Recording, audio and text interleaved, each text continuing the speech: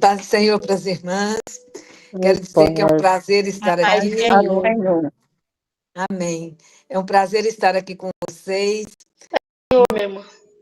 A gente fica olhando assim, não vê os rostos, não vê as pessoas, mas a certeza de que tem um punhado de mulher do outro lado para ouvir é muito bom, né? E eu hoje estava aqui pensando, o que foi a última palavra? Que parece que eu já ministrei 2 ou 3 vezes para vocês, né? E a cabeça está muito ruim, aí eu fiquei pensando, qual foi o assunto que eu falei da outra vez? Mas eu estava aqui lutando entre dois assuntos, eu queria falar sobre os papéis do homem e os papéis da mulher no casamento, mas, assim, na última hora o Espírito Santo me colocou no coração para me falar com as irmãs sobre a nossa tarefa de lutar pela família numa sociedade sem Deus. Hoje nós estamos vivendo numa sociedade onde o certo é o errado e o errado é o certo, principalmente no que concerne a família.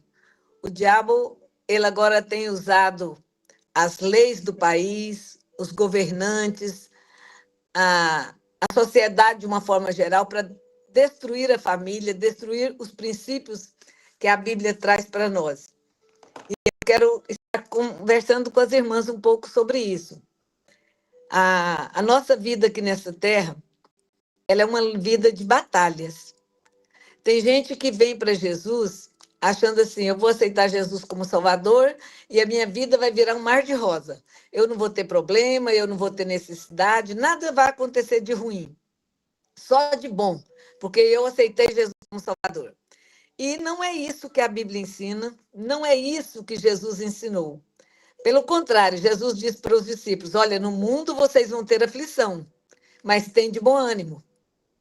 Então, em outro lugar, ele diz, olha, toma a sua cruz e siga-me. Quer dizer, a cruz que eu tinha antes, eu continuo tendo ela agora. Só porque antes eu carregava ela sozinha. Agora eu tenho Jesus que está do meu lado. Eu estou seguindo alguém que pode me ajudar, que pode transformar a minha história. Mas a vida na Terra é vida de problemas, é vida de lutas, é vida de tristezas. Tem momentos de tristeza, tem momentos de alegria, tem momentos que tudo dá certo, tem momentos que parece que tudo vai dar errado. Tem momentos de saúde, mas tem momento de doença também. O crente adoece. Agorinha mesmo eu fiquei sabendo de uma pessoa muito querida que foi para Goiânia para operar, parece que está com câncer, e quando os médicos abriram, eles fecharam de novo porque disse que não tinha mais o que fazer. E é crente, é diaconisa, é uma mulher que serve a Deus, fiel a Deus. Mas Jesus disse, no mundo tereis aflições, né? Então, nós temos que entender que Deus está no controle. Mas isso não nos faz viver isolado da situação do mundo. Agora, o que nós podemos fazer é proteger a nossa casa, proteger a nós mesmos, proteger a nossa família, usando as armas espirituais que Deus tem nos dado. A Bíblia nos mostra ali a armadura de Deus que o homem e a mulher cristã têm que vestir para resistir o dia mau, para vencer o dia mau. Então, eu tenho que ter essa consciência, principalmente no que tange ao casamento. A gente casa pensando que vai ser tudo maravilhoso, tudo um mar de rosa, que marido e mulher vão andar direitinho um com o outro, vão compreender muito. E depois a gente descobre que não é isso. Quando você passa para dentro de uma casa com uma pessoa que foi criada em lugares diferentes, de forma diferente de você, vai ter momentos de choque. Nós não somos 2 pessoas iguaizinhas, nós somos pessoas diferentes tentando viver uma vida junto. Então, vai ter momentos de dificuldade, vai ter momentos que a gente vai ficar magoada, vai ter momentos que a gente vai magoar o outro, mas a Bíblia vai nos ensinar como viver isso aí. A Bíblia deixa bem claro que Deus criou o casamento, criou a família, colocou em um lugar determinado. Para e pensa, Deus criou o Jardim do Éden para colocar lá dentro o homem e a mulher para que eles tivessem uma família. É um lugar fechado, é um jardim fechado, onde uma família teria que ali enfrentar todas as situações e se manter de pé. E agir de acordo com o que Deus nos ensina para a gente ficar mais parecido possível com ele. Então, hoje eu quero falar com vocês um pouquinho sobre isso. Espero que as irmãs estejam me entendendo. Que nós temos que lutar pela nossa família, lutar pelos nossos filhos, lutar pela nossa casa, pelo nosso casamento, mas saber que toda a sociedade, todo mundo aí fora, conspira contra a família, quer destruir a família. Mas Deus tem levantado famílias na terra para defender a família. Deus sempre contou com famílias. E Ele quer contar com a minha e quer contar com a sua. Se você me perguntar, Maria Maura, na sua casa tem problema? Vixe, igualzinho na sua. Às vezes em áreas diferentes, mas tem. Mas eu já passei por vários tipos de problemas. Já tive filho adolescente que me deu trabalho demais, né? Já tive filho criança, filho adolescente, momentos em que eu e o meu esposo pensávamos diferentes sobre certas situações. O problema não é nós termos problemas. O problema é como eu devo enfrentar esse problema.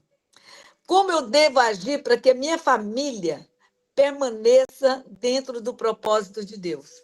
Então, eu quero ler com as irmãs aqui no livro de Neemias.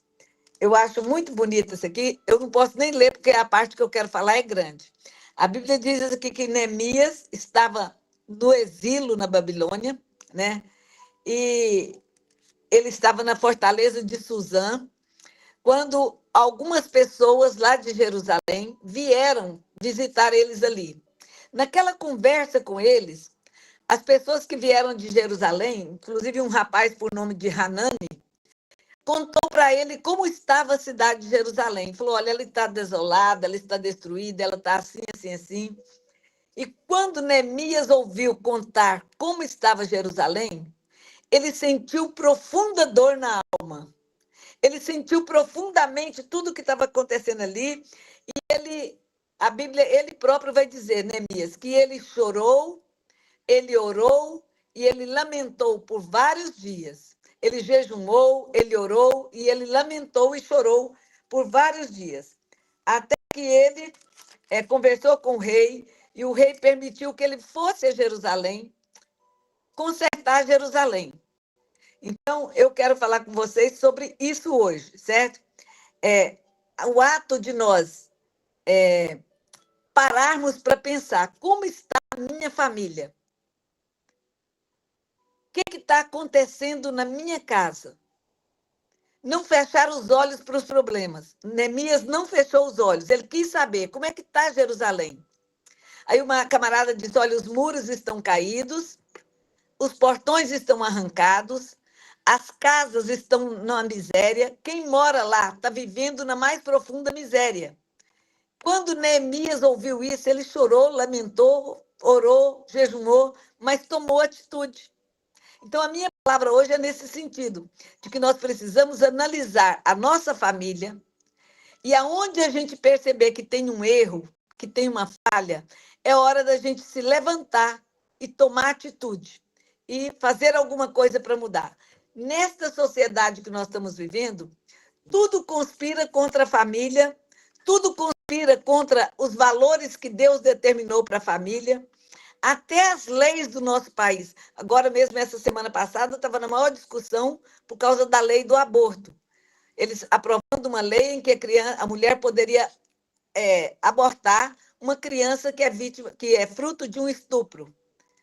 Inclusive, o nosso presidente teve uma fala muito infeliz quando ele disse que essas meninas que são estupradas vai gerar monstros. E nós sabemos que não é verdade. Vai gerar um ser humano que vai precisar de carinho, que vai precisar de amor, que vai precisar de acolhimento, né? Então, se tudo está conspirando contra a nossa família, é papel da igreja e é papel do casal que faz parte da igreja juntar forças para defender e lutar pela família e seus valores. A igreja não dá conta sozinha. Então, precisa da igreja e do casal, da família, levantar para se defender.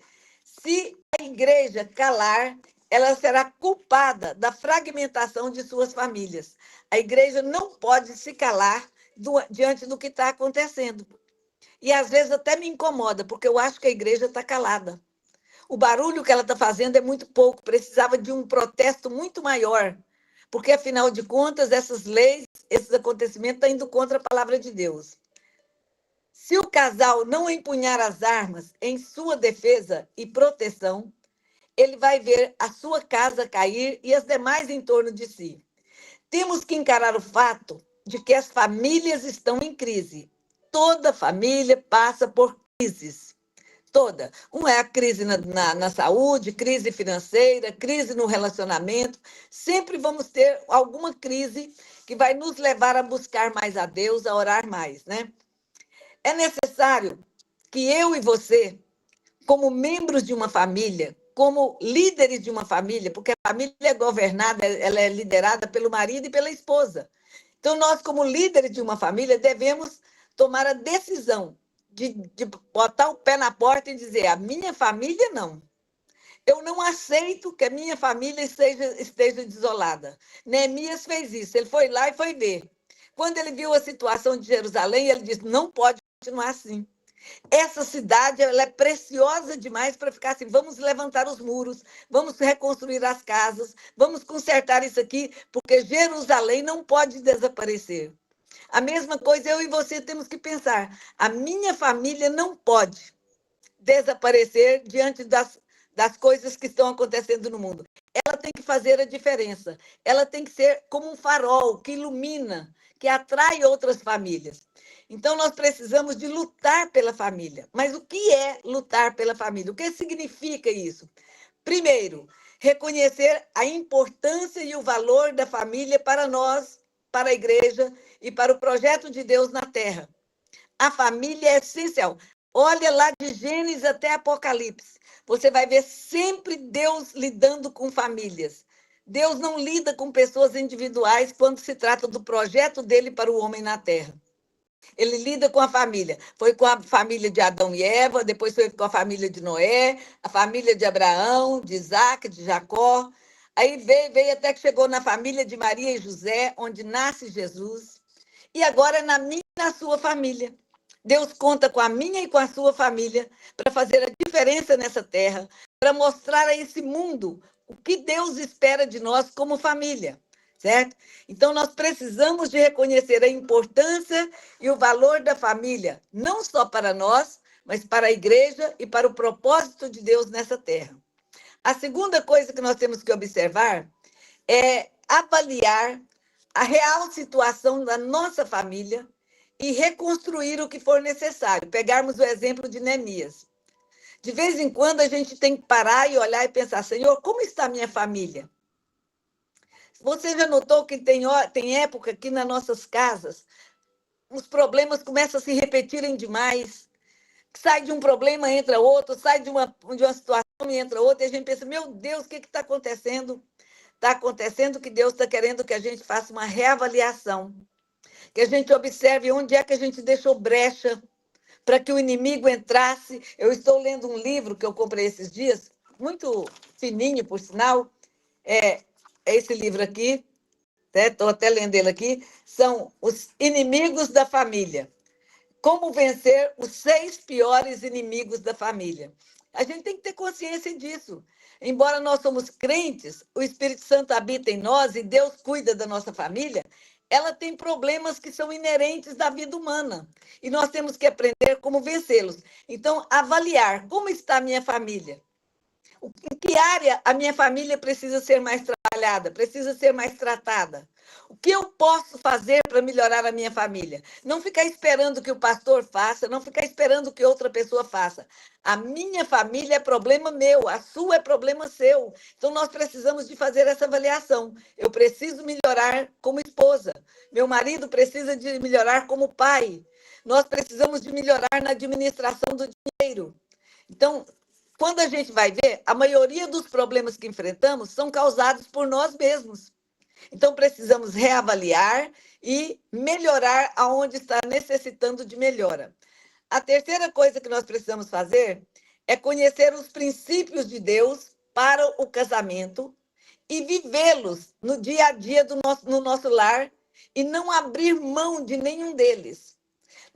Vou repetir, nós precisamos conhecer os princípios bíblicos, os princípios divinos para o casamento.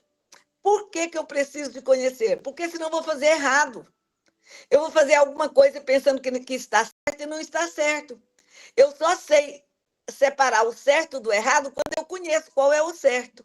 Então, precisamos conhecer o que Deus pensa sobre o casamento, qual o propósito de Deus para o casamento, o que Deus acha dos filhos, qual o propósito de Deus para os filhos, o que Ele nos manda fazer, seja na vida sexual do casal, seja na criação dos filhos, seja na administração financeira. Nós precisamos de tomar cuidado, avaliar e procurar o que a Bíblia diz sobre isso, o que a Bíblia fala sobre isso, certo? E quando eu aprendo o que a Bíblia fala, eu tenho que passar a praticar aquilo dentro da minha casa. Os meus filhos, os meus netos, o meu marido têm que ver em mim uma mulher que faz a vontade de Deus, que obedece a palavra de Deus. E não abrir mão, dizer na minha casa isso não vai acontecer. Nesse livro que eu estou lendo, o pastor diz que de vez em quando tem uma área que o problema está afetando muito aquela área, está muito, você pode saber que ali há uma influência maligna. Então, que é hora de você abrir a porta e dizer para ele, saia em nome de Jesus. Eu ordeno que você saia da minha casa. E expulsar. Aí você pode pensar assim, nossa, missionária, mas eu sou crente, o Espírito Santo vive em mim, o demônio não entra na minha casa, não. Entra. Entra sim. Você lembra que Jesus estava no monte, orando, jejuando, há 45 dias, e o diabo foi lá tentar ele? Você lembra, você que é crente mais antiga, quantas vezes a gente estava no culto e uma pessoa ficava possessa e a gente tinha que expulsar o demônio e tal? Se ele entra na igreja, se ele entra na presença de Jesus, você lembra da história de Jó? A Bíblia diz que Deus estava reunido e numa reunião, de repente, chega o diabo na presença dele. Aí Deus conversa com o diabo e pergunta para ele por onde ele andava. E perguntou, você viu meu servo Jó? Ele disse, vi. Falou, pois é, homem reto, temente a Deus, que se desvia do mal. Aí o diabo falou, pois é, mas você faz tudo que ele quer. Você não deixa ele passar problema, necessidade, tira dele as coisas. Os irmãos conhecem a história. Então, nós vimos que o diabo foi na presença de Deus acusar Jó. Depois ele vai na casa de Jó e destrói tudo que Jó tinha. Então, o diabo, ele não tem todo o poder, porque quem tem todo o poder é o nosso Deus. Mas ele sabe que está acabando o tempo dele na terra e ele tenta destruir a nossa fé, a nossa família, a nossa comunhão com Deus. Então, nós precisamos ter essa consciência, né? Como, então, a gente enfrenta as crises no lar? No lar tem crise? Tem. Isso fala que eu não sou crente ou que o meu lar não tem a presença de Deus? Não. Todo lar passa por crise. Todo lar. Olha o testemunho que Deus dá de Jó, e, no entanto, a família dele viveu crises tremendas. Ele viveu crises de perdas assim, muito, muito grande. Quando nós olhamos a história dos homens de Deus na Bíblia, eles tiveram crises no casamento. Abraão teve, Jacó teve, Isaac teve, e nós vamos ver sempre assim. Mas precisamos de aprender a enfrentar as crises no lar. A crise das diferenças. Por exemplo, nós casamos com pessoas diferentes de nós, não é? E vai ter momentos que vai ter crise. Eu gosto de uma coisa e meu marido gosta de outra. Eu fui ensinado de um, foi ensinado de outro. Temos criação diferentes. Tem isso na Bíblia? Tem. Na casa de Isaac e Rebeca, por exemplo, era um casal temente a Deus, patriarca, mas Isaac amava mais Esaú do que Jacó. Rebeca amava mais Jacó do que Esaú. Eles pensavam muito diferente sobre os filhos. E isso levantou uma crise tremenda no meio deles. Na casa de Jacó, por exemplo, a Bíblia vai deixar claro que Jacó teve 12 filhos, com 4 mulheres diferentes, né? E a grande paixão de Jacó eram os filhos dele com Raquel, né? E a ponto dos irmãos dos outros filhos de José, de Jacó, querer matar José, porque Jacó tinha preferência por José. Então, era crise no lar. Os irmãos eram implicados com o irmão mais novo, porque o pai demonstrava ter mais amor por ele. Então, nós precisamos ter cuidado. Nossos filhos são diferentes um do outro, nós somos diferentes dos nossos cônjuges, e nós precisamos administrar isso com muito cuidado, senão o casamento acaba, ou senão o lar vira um problema. O Jacó e Rebeca, Jacó não soube observar o problema que estava dando com seus filhos. E olha o que ele faz. Ele ignora a inveja dos irmãos, ele ignora o ódio dos irmãos. Quando ele pensa que não, José desaparece. E desaparece por uma atitude provocada pelos próprios irmãos. Seria diferente se Jacó tivesse observado: meus filhos estão em crise. No meio da minha família, meus filhos estão odiando os irmãos, o irmão mais novo. Eu preciso de demonstrar diferença. A mesma coisa aconteceu com Isaac e Rebeca. Em vez deles fazer os dois irmãos se aproximarem, reconciliarem, entenderem, não, ficou um tomando partido do outro. Não souberam administrar a crise. Então, nunca podemos negligenciar a inveja, o ódio, as disputas entre a família. Na Bíblia, nós vamos ter muitos exemplos de família em que os irmãos tinham problemas um com o outro. E como é triste quando o pai ignora isso, quando a mãe ignora isso. É uma crise que precisava ter sido enfrentada e não foi.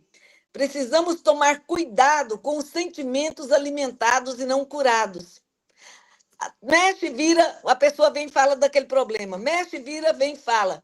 E a gente fala, ih, você de novo com esse assunto, você de novo falando isso, esquece isso. Só que a pessoa não é curada. Ela é repreendida, mas não é curada. Nós precisamos de curar os nossos sentimentos, os sentimentos dos nossos filhos, o nosso sentimento para com o nosso cônjuge, o dele para conosco. Não podemos ignorar aquilo que incomoda. Precisamos de cuidar daquilo. Por exemplo, tem a crise dos vínculos quebrados. Na sua casa, tem alguém que é de mal com o outro? Você tem um filho que é de mal com o irmão? Tem um filho que tem muita revolta com o pai? Pois é, essas coisas faz quebrar vínculo. Vou te dar um exemplo bíblico. A Bíblia, Jesus contou a história do filho pródigo, lembra? Era um pai e dois filhos. E havia uma crise naquela casa. Aparentemente, quem olhava, a casa estava perfeita, a família estava perfeita. Mas o filho pródigo, o filho mais novo, um dia chega para o pai e fala: pai, me dá minha herança. Eu quero ir embora daqui, eu quero viver minha vida. Eu cansei disso aqui. Certo? E o pai dá aquilo que o filho pede. E aquele filho vai embora. Passado muito tempo, aquele filho volta e o pai recebe ele de volta. Só que quando o pai recebe ele de volta, o irmão mais velho se recusa a entrar na casa. Sequer entra na casa.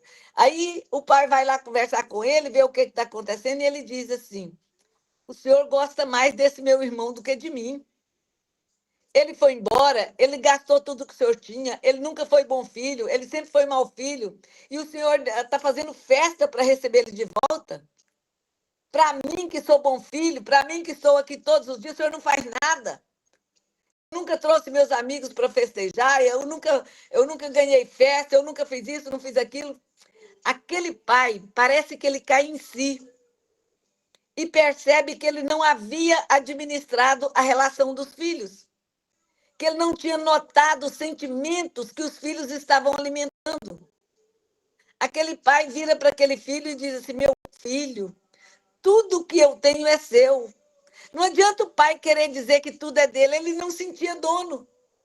O pai dizia: tudo é seu, mas ele sentia rejeitado. Ele sentia que não era amado. Ele sentia que o outro, que fez tudo errado, tinha mais privilégio. Então, nós precisamos tomar cuidado com os vínculos quebrados dentro de casa. Não ignorar os sentimentos de nenhum dos filhos. As palavras, as atitudes dos nossos filhos, do nosso marido, são sinais de que alguma coisa não está bom. Que nós precisamos de orar e pedir a Deus discernimento. Senhor, me dê discernimento para entender o que está acontecendo na minha casa. Cuida de cada um na sua singularidade. Tem gente que fala assim, missionária, não sei por que meus meninos é assim, não sei por que eu tenho um filho tão bom e o outro tão problemático. Eu não sei por que eu criei os dois igual. Pois é, aí está o erro. Nossos filhos não são iguais e nós não podemos criá-los iguais. Cada um tem a sua particularidade. Tem aquele filho que você tem que empurrar, tem aquele outro que você tem que puxar, tem aquele filho que você fala e ele entende, tem aquele outro que você tem que desenhar para ele entender. Então, tem um filho que precisa que você seja firme com ele, tem outro filho que você precisa ser mais maleável, senão quebra. Então, nós precisamos entender a singularidade de cada membro da família, inclusive a singularidade dos nossos esposos. Os homens não são todos iguais, se fosse era fácil, né? Nós aprendíamos como lidar e estava bom. Cada ser humano tem a sua particularidade. O meu marido não é igual aos meus cunhados. O meu marido não é igual ao meu pai. O meu marido não é igual nem ao pai dele. Ele é único. Lá em casa nós somos 7 irmãs. Somos totalmente diferentes uma da outra. Fomos criados pelo mesmo pai, pela mesma mãe. Todas casamos. Todas tivemos nossos filhos, mas cada uma é de um jeito. E temos que aprender a lidar com cada uma delas. Outra coisa que nós temos que aprender é buscar restabelecer vínculos fortes entre a família. Irmãs, como nós precisamos de criar vínculos fortes na família. Buscar fortalecer, mas para isso precisa que a família se encontre. Precisa de datas para estarem juntos. Gasta tempo, gasta oração, gasta dinheiro. Meu pai e minha mãe morreram há 6, quase 7 anos atrás. Morreram no mesmo ano. Minha mãe morreu em janeiro, meu pai em novembro. E eu percebi como seria a nossa família agora. O ponto de encontro era a casa dos meus pais. O lugar de celebração era o lugar deles. Agora, para onde nós íamos? E Deus ministrou meu coração que se nós não arrumássemos um lugar de estar juntos sempre, a família vai dispersando, vai afastando um do outro. Aí eu chamei minhas irmãs e disse para elas: a minha casa vai ser a casa da mãe. Na minha casa, nós vamos celebrar todas as datas que a gente celebrava com a minha mãe. É Natal, é Ano Novo, é Dia das Mães, Dia dos Pais, nos aniversários nossos. Vamos sempre estar reunidos celebrando. E eu quero dizer para vocês, falei para elas, que eu quero que vocês venham sempre, pode ficar hospedada na minha casa. A minha casa tem 3 quartos, eu só uso um. Eu só tenho um filho, ele casou, então eu tenho 2 quartos para receber vocês. E se vier mais do que isso, tem sala, tem outros lugares onde eu posso encher de gente. Mas eu quero a família com os vínculos restabelecidos. Os vínculos de familiares entre nós não pode quebrar, certo? Então nós precisamos de buscar a fortalecer, a reatar aqueles vínculos que foram quebrados. Não aceite, irmã, na sua casa, irmão de mal com irmão. Ah, eu não vou na casa daquele meu irmão porque eu não gosto dele. Ah, eu não quero, eu não chamo ele para vir na minha casa porque ele não gosta de mim. Rompa com isso em nome de Jesus. Fortaleça a sua família. Fortaleça os vínculos familiares. Ah, minha nora é assim. Sua nora é alguém que Deus colocou na sua vida para te usar para ser bênção. Ame sua nora. Traga ela para sua casa. Procure entendê-la. Se ela fosse sua filha, você não iria abrir mão dela. Então, não, ela é a mulher do seu filho. Não abra mão dela também. Seja um agente de reconstrução. Neemias foi reconstruir. Tem momentos que nós temos que reconstruir muros para que o mal não entre na nossa casa.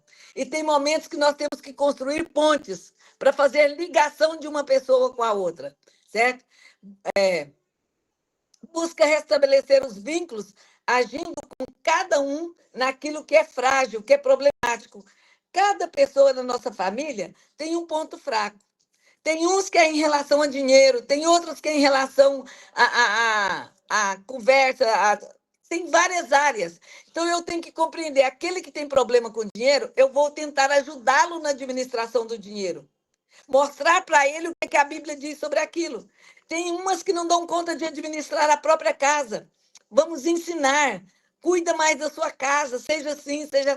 Tem uma que é muito bruta com o marido. Não faça isso. Não é assim que Deus ensina. A mulher sábia não é assim que ela age. Então, nós precisamos de ajudar a fortalecer o lado que é frágil na nossa família. Nós temos na família também crises de perdas. Quantas perdas nós temos na família? A gente perde parente, a gente perde dinheiro, a gente perde intimidade, a gente perde o diálogo, a comunicação, perde a saúde. São tantas coisas que nós perdemos, precisamos de lidar com elas. A Bíblia fala da mulher, da viúva, aquela viúva de Serepta, lembra? A Bíblia vai dizer que ela fica viúva e o marido deixa uma dívida muito grande. Agora, aquela mulher tem 2 filhos e a pessoa para quem o marido devia quer levar os filhos como escravo. Que crise terrível! Ela tinha perdido o marido, descobriu que tinha perdido todo o dinheiro e agora estava prestes a perder os 2 filhos. E essa mulher, ela assume um papel muito lindo. E é esse papel que nós precisamos de aprender. A Bíblia diz que ela vai até o homem de Deus. Pensa bem, ela não foi atrás de qualquer um. Ela não foi em qualquer lugar. Ela vai atrás de quem podia ajudar. Ela foi atrás do homem de Deus. Chega para ele, conta a história. E eu acho tão lindo que ela não fala mal do marido. Ela fala: meu marido era um homem de Deus. O meu marido era um sacerdote. Meu marido era um homem de Deus. Ela não fala mal dele. Provavelmente aquela dívida foi numa circunstância muito difícil. Tanto que ela não fala que ele era o culpado da dívida. Ela fala que ele era um homem de Deus. E aí o profeta vai ensiná-la como vencer aquela crise. Ele, inclusive, irmãs, eu acho lindo aí nessa história da viúva de Serepta, porque o profeta vai ensinar para ela que a vitória dela dependia do que estava acontecendo na casa dela, dependia do que tinha na casa dela. Vocês lembram? Ele diz para ela assim: vai para casa. Primeiro ele pergunta: o que você tem em casa?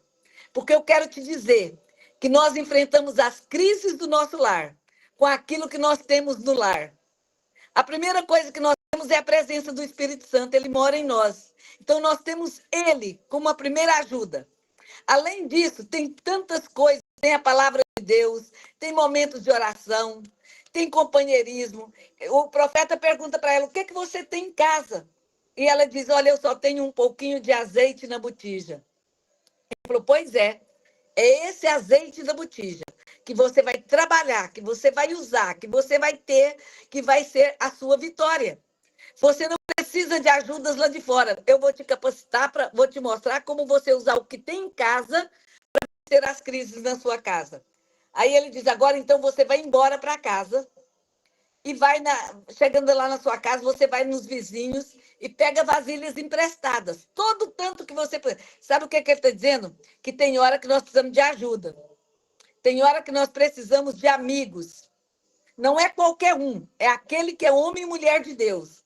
Aí vai lá e pede emprestado. Muitas vasilhas, não pede poucas, não. Depois que você pedir as vasilhas emprestadas, entra para dentro da sua casa com seus filhos, não é sozinha, põe a família toda para participar do processo. Entra com seus filhos, fecha a porta para que ninguém fique sabendo, para que ninguém venha bisbilhotar, fecha a porta e vai encher cada uma das vasilhas, vai despejar o azeite que está na botija nas vasilhas. Aquela mulher obedeceu. Ela fez tudo que o homem de Deus falou. Deixa eu desligar um trem aqui que está me incomodando. Ela obedeceu tudo que o homem de Deus falou. Ela voltou para casa, ela pediu as vasilhas emprestadas, ela entrou para dentro de casa, colocou os filhos junto dela, fechou a porta e ela começou a despejar o azeite na vasilha. Enquanto tinha azeite, enquanto tinha vasilha, tinha azeite. Enquanto tinha vasilha, tinha azeite.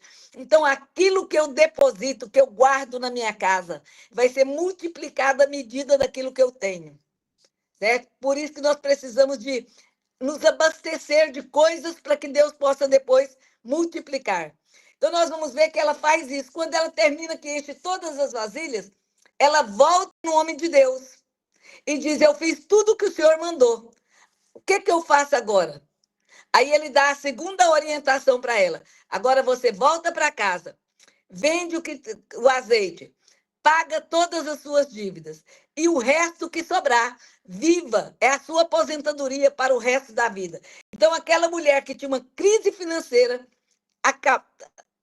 acabou, pôs um fim nessa crise, sabendo usar aquilo que tinha em casa, sabendo ser obediente à palavra de Deus. A palavra de Deus aí é representada pelo profeta. Então, crise na nossa família não é para nos derrotar, não é para acabar com a nossa família, não é para dar lugar ao diabo.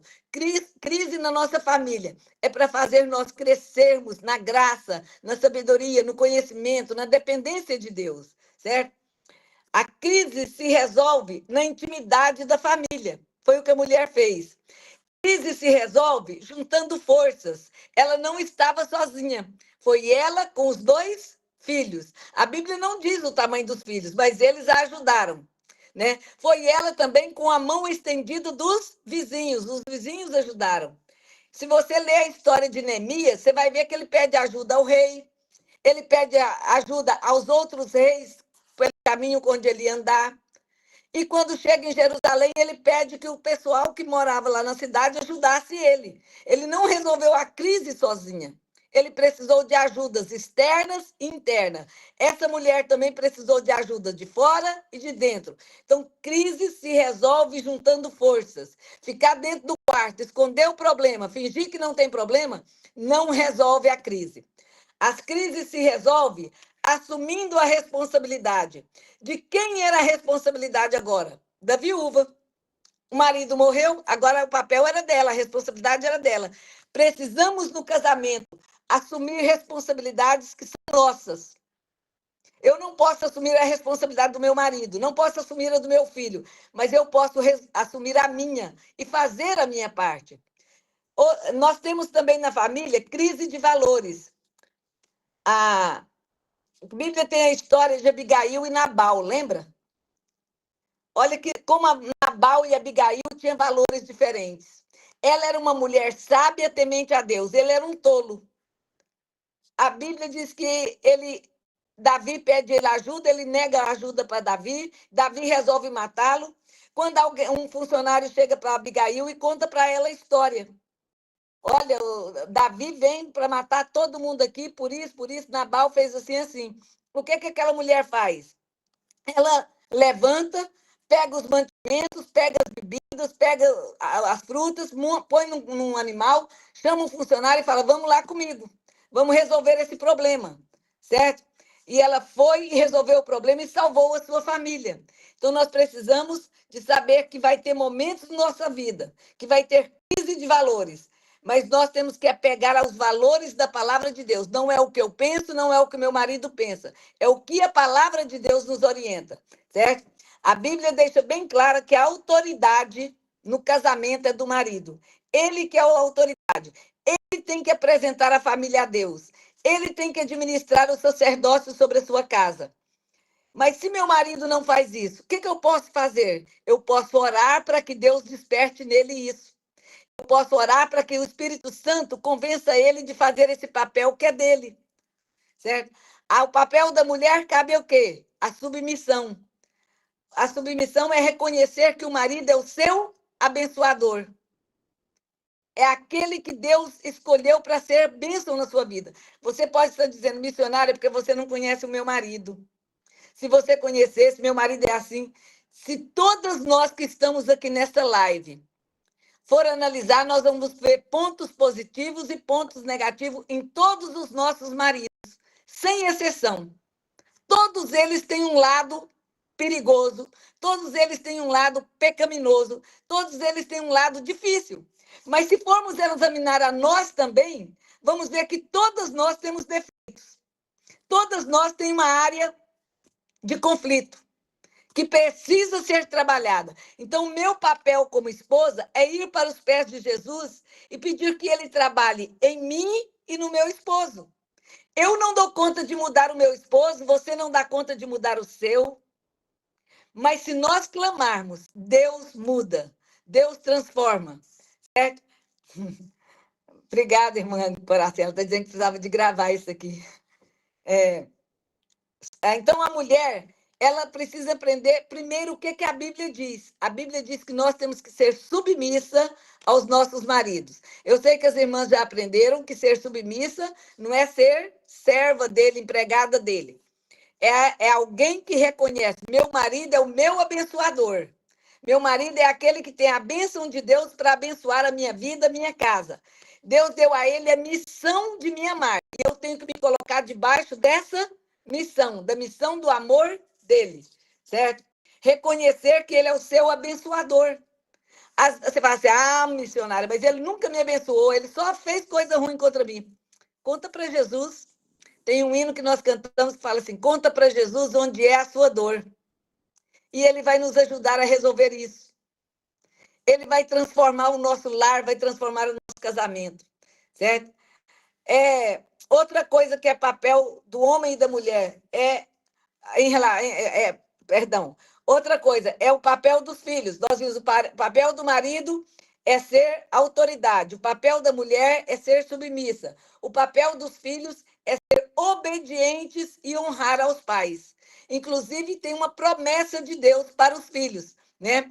Aquele filho que honra pai e mãe, ele vive muito e ele tem prosperidade em tudo que faz. Ele vai ser abençoado por Deus.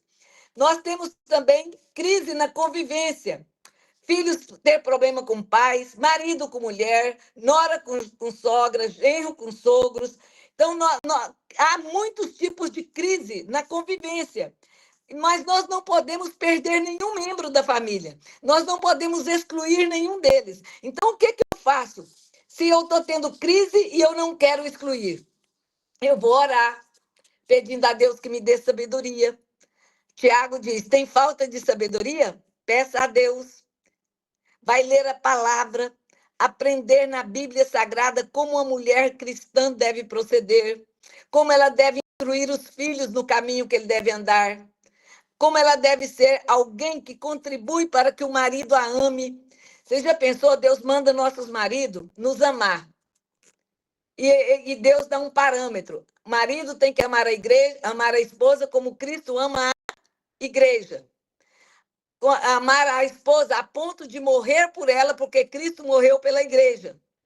Só que aí eu sou impliquenta, eu sou brigona, eu encho o saco. Será que eu estou facilitando ou eu estou dificultando a missão dele?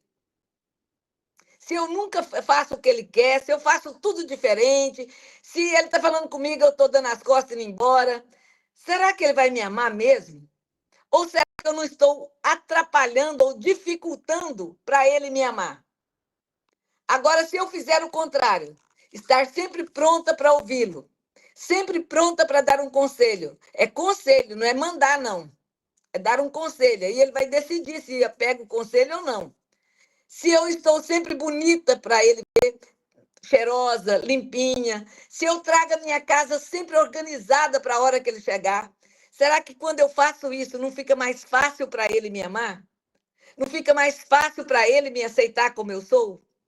Porque ele me vê como alguém que abençoa a vida dele. Ele me vê como uma parceira de todas as horas. É isso que a palavra de Deus nos ensina. Que nós devemos cuidar daqueles que são nossos. E estar atento para tampar todas as brechas do diabo. Nós temos a história de Ruth e Noemi. Uma nora e uma sogra. A maior declaração de amor que eu já vi na minha vida foi a de Ruth para Noemi. Maior do que essa, só a de Deus para conosco. Lá em João 3,16 diz que Deus amou-nos de tal maneira que deu Jesus para morrer no nosso lugar. Essa é a maior declaração de amor do mundo. A segunda é a de Ruth. Ela vira para a sogra e fala assim, olha, não adianta a senhora insistir. Eu não vou te deixar. Onde a senhora for, eu vou. O seu povo vai ser meu povo, o seu Deus vai ser meu Deus. E aonde a senhora morrer, eu também morrerei. E aonde a senhora for sepultada, eu também serei. Então, não insista, eu vou ficar com a senhora. Que declaração de amor de uma nora para uma sogra, certo? E nós vamos ver que no final da história, Ruth é a grande abençoadora da vida da sogra. Então, nós precisamos de ter gratidão. ter nobreza de alma, ter disposição para receber, não porque o outro é obrigado a dar, mas porque o outro sentiu vontade de nos dar alguma coisa, de fazer algo por nós. Família, minhas irmãs, é lugar de perdão. Família é lugar de cura, é lugar de consolo. Quando eu falo de perdão, está falando de recomeço. Errou aqui, vamos recomeçar de novo. Está com um problema aqui, vamos fazer tudo de novo. Recomeço. Isso fala de perdão. É eu te aceitar de volta na minha história. É eu apagar aquilo e começar tudo de novo, como se aquilo não tivesse acontecido. A família é lugar de consolo. O que é o consolo? É o abraço protetor, é o colo aconchegante, é o olhar de apoio, é o abraçar, é o aconchegar, é dizer: pode vir, eu estou com você, pode vir, eu vou lutar com você, eu estou do seu lado. Quer ver um momento que a gente precisa muito de consolo? É o dia que você recebe um diagnóstico do médico dizendo que você está com uma doença que não tem cura. Aí você chega em casa, conta para o marido, ou então o marido vem e conta para a esposa. Aí um olha para o outro e o que está ação vai dizer para o doente: conta comigo. Eu estava com você na saúde, vou estar com você na doença. No que depender de mim, você vai ter a melhor vida possível, apesar da doença. É isso que Deus espera de nós. É isso que os nossos filhos precisam ver em nós. Nós precisamos ser um lugar de perdão. Nós precisamos ser um lugar de conselho, de consolo. Nós precisamos de ser um lugar onde o abraço acontece todos os dias. Na hora da dor, na hora da perda, nós precisamos da presença de Deus. Quer ver um exemplo que a Bíblia diz que é consolo? A Bíblia vai contar que Abraão fica viúvo, né? Sara morre. E Isaac fica aquele rapaz beatão, 45 anos. E quando Abraão percebeu a situação, a mãe morreu, Isaac já estava bem adiantadinho na idade, ele resolveu mandar buscar uma esposa para Isaac. Aí vocês sabem toda a história, que Eliezer vai lá, busca a Rebeca, traz. Quando Isaac vê Rebeca, ele pega a Rebeca e leva para a casa da mãe e casa com ela. E a Bíblia diz que quando ele casa com Rebeca, quando ele fica com Rebeca, ele é consolado. Casamento é lugar de consolo, certo? Casamento é lugar onde nós temos que estar de braços abertos para acolher o outro. Irmã, eu acho que só tem mulheres aqui nesse grupo, né? Irmã, se não for, eu estou pregando errado, que eu estou direcionando só para vocês, né? Mas, irmãs, receba essa palavra de Deus. Coloque em seu coração conhecer de forma mais profunda possível qual é a vontade de Deus para a família, qual é a vontade de Deus para o casamento, qual é a vontade de Deus para o relacionamento marido e mulher, e se proponha, da sua parte, viver o que a palavra de Deus ensina. Se proponha a colocar em prática aquilo que a Bíblia nos ensina. Os irmãos, tem homens também. Ô, irmãos, me desculpe, eu preguei o tempo todo falando direcionado para as mulheres, mas teve a parte que diz respeito a vocês, né? Então, vocês lembrem disso. Deus te deu uma família, homem, para que você cuidasse dela para ele. Um dia, ontem eu preguei lá no Diorama sobre os filhos. Um dia nós, pais e mães, vamos chegar diante de Deus e vamos ter que apresentar os filhos que ele nos deu. Lá em Isaías 8:8 diz assim: eis-me aqui, Pai, com os filhos que tu me deste. Oxalá todos nós vamos dar conta de dizer isso para o Pai. Eu cheguei aqui, mas eu trouxe comigo os filhos que o Senhor me deu. Estão eles aqui, vou te devolvê-los lá na eternidade. Então, é papel do marido ser autoridade, ser o líder, mas é papel dele também ser o sacerdote, aquele que administra o amor, aquele que administra a fé, aquele que busca o perdão, aquele que traz a reconciliação. Lembra do pai do filho pródigo? Ele tentou fazer um filho se reconciliar com o outro. Ele diz: o seu irmão voltou, vamos festejar, vamos alegrar. Preocupa não, o que é seu, vamos festejar com seu irmão. Aquele pai foi conciliador, foi um pai que deu apoio, deu proteção. E nós temos hoje em nós, tanto os homens como as mulheres, nós temos o Espírito Santo. Ele é o nosso mestre. Ele fala conosco, ele nos ensina como devemos proceder, como devemos agir em qualquer circunstância. O Espírito Santo está conosco.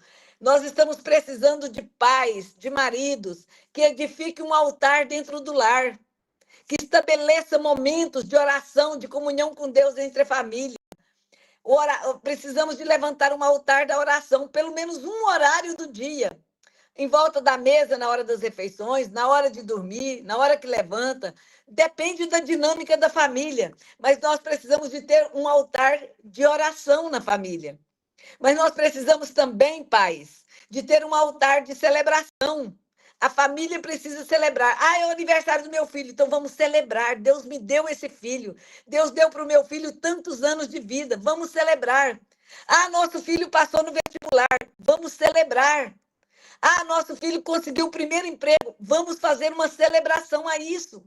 Deus espera que nós celebremos a vida em família, que fazemos a nossa família ser uma família que irradia luz lá para fora, certo? Nós precisamos de lutar pelo relacionamento conjugal, marido e mulher, não aceitar qualquer, de forma muito pobre, o relacionamento conjugal, não. Deus criou a vida sexual do casal. Deus criou macho e fêmea, homem e mulher. Nos criou órgãos diferentes para que a gente tivesse uma vida conjugal prazerosa. Quem decidiu que haveria sexo e que esse sexo teria que proporcionar prazer tanto para o homem como para a mulher foi Deus. Foi Ele quem criou. Eu acho muito lindo quando eu estou lendo a história de Ana, mulher de Elcana, que foi a mãe de Samuel. A Bíblia vai dizer que Ana ora, faz o voto e volta para a cidade dela com o marido e a Penina, né, a rival lá. Quando chega em casa, a Bíblia diz que Elcana e Ana vão ter relação sexual. E na hora que eles estão tendo relação sexual, Deus abençoa eles, isso está na Bíblia, dando a eles um filho. Então, isso mostra que Deus ama e foi Ele que criou, e é um propósito dele que os casais tenham vida abundante em relação à vida sexual, uma vida prazerosa. E nós precisamos, como homens e mulheres de Deus, decidir a fazer do sexo na nossa vida algo prazeroso, algo que alimenta a alma, certo? Nós precisamos de saber que depende de mim o prazer que eu tenho e que meu marido tem. Depende dele o prazer que eu vou ter e que ele vai ter também. Nós precisamos ter comunhão na vida sexual. Ter desejo de fazer o outro feliz, de dar prazer por. Quando eu tento dar prazer para ele e ele tenta dar prazer para mim, nós dois passamos por um período prazeroso que alimenta a vida conjugal, que alimenta até para a gente enfrentar as outras crises. Renove o namoro, irmãs, irmãos, vocês que estão aqui, decidem namorar de novo, conquistar de novo. Para e lembra, lá do namoro, qual foi a primeira coisa que você fez para conquistar essa mulher? Qual foi a primeira coisa que você fez para conquistar esse homem?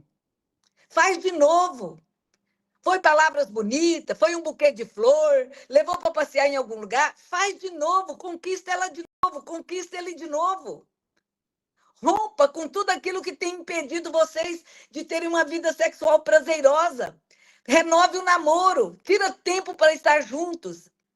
Converse um com o outro, fala dos seus sonhos. Se não for possível, pega um álbum de fotografia. Vai lembrar de quando casaram, de quando namoravam, olhando as fotos. Comenta aquilo ali e sinta desejo de namorar de novo, de estar junto. Invista no relacionamento conjugal de vocês. Invista nisso. Procure pessoas que possam ajudá-los, mas não desista do seu casamento, não desista de ter uma família abençoada. Lute por seus filhos. São filhos seus. Defenda-os de tudo que você puder. Apresente-os a Deus todos os dias. Lute por eles, lute pela vida deles. Lute pela paz no lar. Ah, mamãe, a senhora não conhece a minha casa, que é uma gritaria, que é uma brigaiada. Lute para que isso acabe. Transforme o seu lar num lugar gostoso, num jardim do Éden. Deus criou vocês. Relacionamento é difícil. Vida familiar é difícil. Eu não estou falando que é fácil. Eu estou falando é que nós temos que tomar atitude de salvar a nossa família, de mudar a história da nossa família, de enfrentar as crises e não deixar a nossa família dispersar, morrer, pigmentar. Precisa, falei uma palavra errada aí que eu não estou lembrando a certa. Ela seja dividida, né? Pigmentar, não, pigmento é de cor, né? Ela não seja dividida, bagunçada. Né? Lute pela sua família. Deus está levantando homens e mulheres que desejem ter famílias para que Deus olhe, contemple e queira usar. Foi assim com a família de Noé, foi assim com a família de Abraão, foi assim com a família de Jacó. Deus olha e fala: eu quero vocês para mim. Foi assim com a família de Maria e José. Deus olhou e falou: eu te escolhi. Nós precisamos de ter uma família saudável nos relacionamentos, saudável nas emoções, saudável na fé, para que Deus possa contemplar e querer usar no reino dele. Amém? Que Deus abençoe. Falei quase uma hora.